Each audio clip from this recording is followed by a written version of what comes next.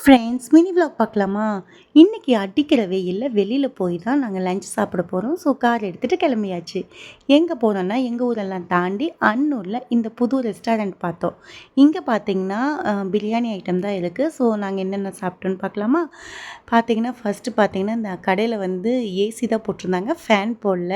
எங்க குட்டி பேபி வந்து அண்ணாந்து அண்ணாந்து மேல பார்த்துட்டு இருந்தாங்க. ஃபேன் ஓடுனா அவங்களுக்கு ரொம்ப பிடிக்கும். அவங்க ஃபேனோட ஃபேன் அப்படின்னு சொல்லலாம். அதுக்கப்புறம் பார்த்தீங்கன்னா, நான் ஆஃப் மந்தி பிரியாணி ஆர்டர் பண்ணியிருந்தேன்.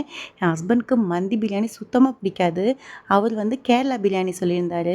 ஸோ அதில ஒரு லெக் பீஸு, ஒரு எக் இருந்தது. இந்த மந்தி பிரியாணி எப்படி தான் குழம்பு இல்லாம சாப்பிட்ற அப்படின்னு சொல்லி என்ன கேள்வி கேட்டுட்டு இருந்தாரு. நான் இருந்தாலும் பரவால்ல. இன்னைக்கு மந்தி பிரியாணி வாங்கி சாப்பிட்டே ஆகணும்னு சொல்லிட்டு ஒரு ஆஃப் மந்தி தான் வாங்கியிருந்தோம். எப்படி தான் இது கிரேவி இல்லாம சாப்பிட்றியோ அப்படின்னு சொல்லிட்டே இருந்தாரு. ஆனா கொஞ்சம் ட்ரையா தான் இருந்தது. இதுக்கு மயோலாம் ஊத்தி சாப்பிடுவாங்களோ என்னமோ! எனக்கு அதெல்லாம் புடிக்கல.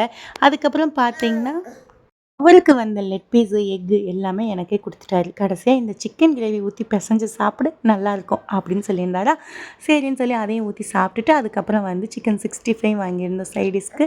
அப்படியே கிளம்பி வந்துட்டோம். கிளம்பி போற வழியில ஐஸ்கிரீம் கேட்டாங்க. இந்த வெயிலுக்கு எவ்வளோ ஐஸ்கிரீம் சாப்பிட்டாலும் பத்தவே பத்தாது. அப்புறம் பார்த்தீங்கன்னா, பேபி கொஞ்சம் அழுதுட்டு இருந்தாங்களா, அவங்கள சமாதானப்படுத்துறதுக்கு ஓரமா கார நிறுத்தியிருந்தோம். அங்க பார்த்தீங்கன்னா, ஒரு பெரிய மாங்கா மரம்.